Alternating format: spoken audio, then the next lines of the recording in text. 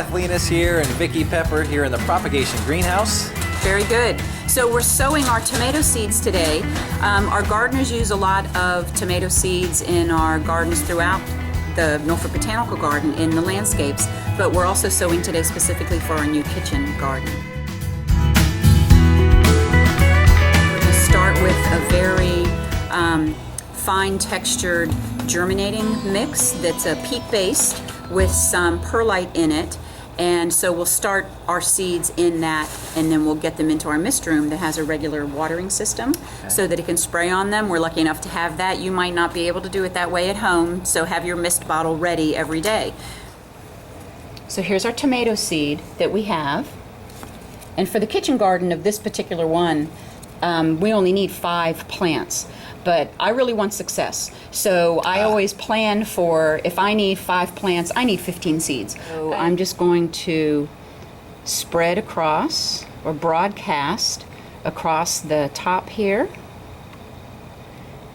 and get a nice even layer of the seed there. And this seed just needs a little bit of a light cover.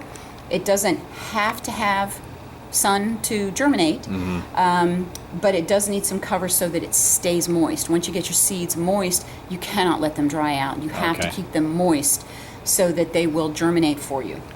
So I'm just going to very gently press them into the surface of the soil here. And then what I have is a finely milled vermiculite. That is different from the perlite. It is a mica, and it has layers, kind of like shale, I guess.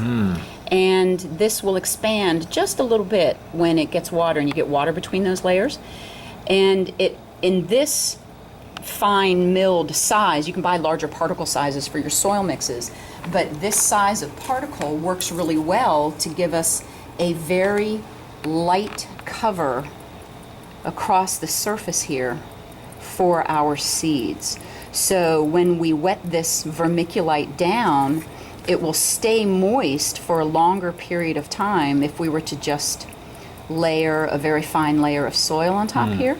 So I'm just using a spoon and an old, decorating the top of a cake with confectioner's sugar here.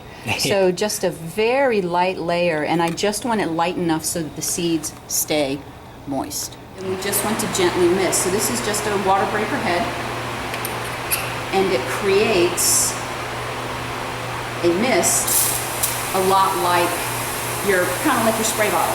Right. Start way up here and just kind of get it moist so I don't push the seed and the vermiculite out of the way. And then everything is settled now. It's not going to blow away from the force of the water. And I'm just going to wet down the vermiculite and the top layer of the soil just a little bit. Make sure it's nice and moist. Once you've sprayed and misted it in, you can pop it into your bag and seal it up. And now they'll stay moist. And you check to make sure you have condensation on the underside of your plastic here.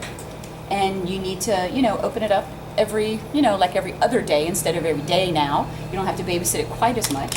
And then you would take it out and mist it again, get it back into the bag, and put it on your windowsill or wherever you have a nice bright place where you're starting your seed. About a week, we should have some germination. And we'll know because we'll start to see the small, what look like leaves start to push through. Those won't be the leaves that are going to do the photosynthesis. We have to wait a little bit longer to get our first true leaves before we can transplant anything.